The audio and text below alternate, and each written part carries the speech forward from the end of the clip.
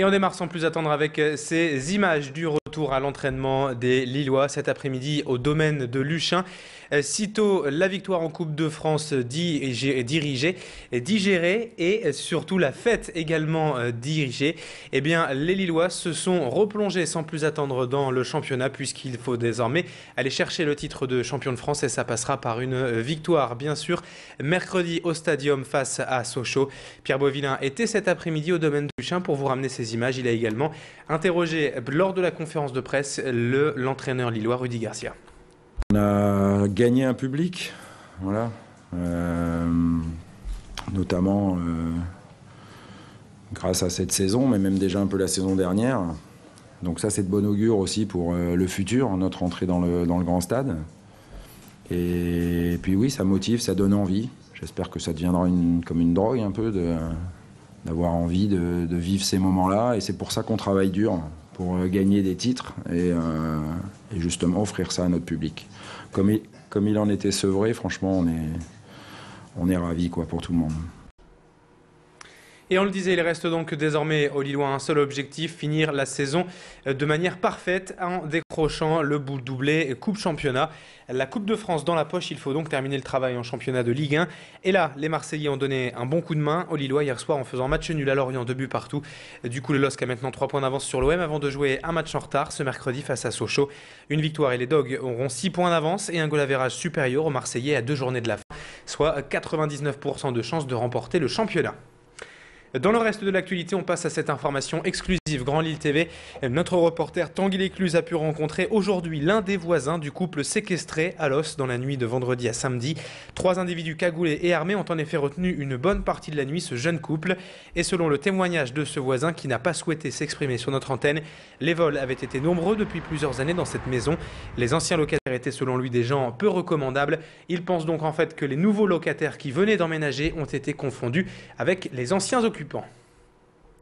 Autre information fait divers. En bref, un orthophoniste de Villeneuve d'Ascq a été interpellé par la police il y a une dizaine de jours en étant soupçonné de filmer sous les jupes des petites filles au sein de son cabinet.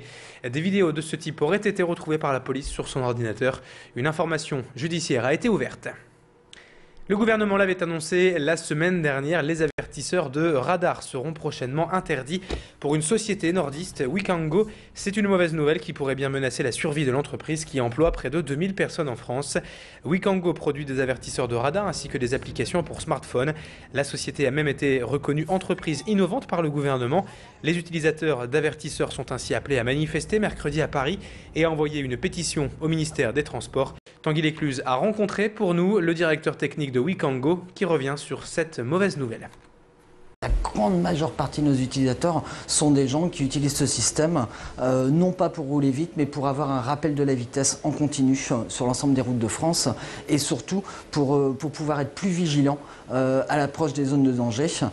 Et les gens ne se sentent absolument pas coupables d'utiliser nos appareils. Au contraire, ils sont très inquiets de ne plus pouvoir l'utiliser car ça leur permet de rouler plus sereinement et d'être plus attentifs à la route, malgré ce que certaines associations peuvent penser de l'utilisation de nos appareils. On évoque à présent dans ce journal ces images, le lycée Jean Rostand de Roubaix qui accueille actuellement l'équipe de tournage du nouveau film de Franck Chiche intitulé « Je vous ai compris ». C'est sur les plateaux pédagogiques des STS des métiers de l'audiovisuel que se déroule le tournage. Le film retrace en fait la période des putschs des généraux de la guerre d'Algérie, expliquée par le point de vue de 3 personnages différents, un Algérois, un Juif et un Kabyle. Il faudra après ce tournage près d'1 an de post-production pour voir le film terminé qui sera tout d'abord diffusé sur la chaîne Arte. Clément Carion a rencontré le directeur de production du film, Laurent Combel. Il revient sur les origines de ce projet. Le projet existe depuis très longtemps dans la tête de Franck Chiche.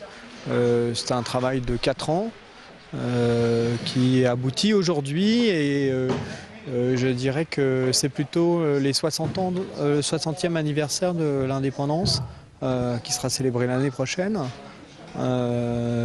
Qui était le prétexte ou le déclencheur à la fabrication et à la réalisation du projet. En cette année 2011, l'une des plus grandes entreprises régionales fête ses 50 ans. Le groupe de grande distribution Auchan, créé il y a un demi-siècle, a donc organisé pour cet anniversaire un concours un peu spécial, mettre au défi ses 124 enseignes de réaliser une flash mob, une danse organisée mais présentée de manière improvisée. Vendredi, c'est le magasin de l'Ers qui a présenté le sien. 300 personnes se sont alignées devant les caisses pour participer à une danse surprise pour les clients. Les salariés ont en fait retracé en 5 minutes l'histoire de la musique. Explication justement avec quelques-uns d'entre eux et je vous verrai juste après un extrait de ce flash mob. Il y a eu différentes répétitions donc en salle, 2 à 3 fois par semaine pendant 1 heure entre midi et 2.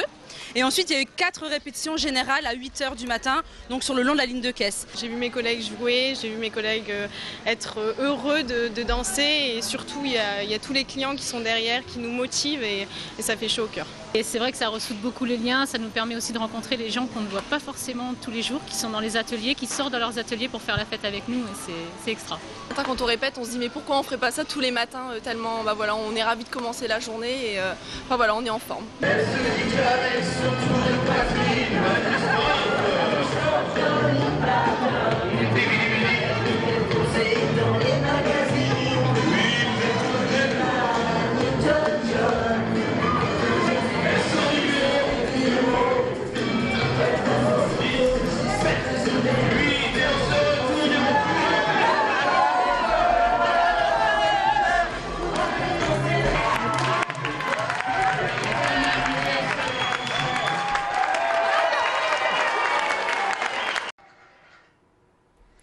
Il est très exactement 19h37. Le direct se poursuit sur Grand Lille TV avec dans un instant la météo et l'infotrafic.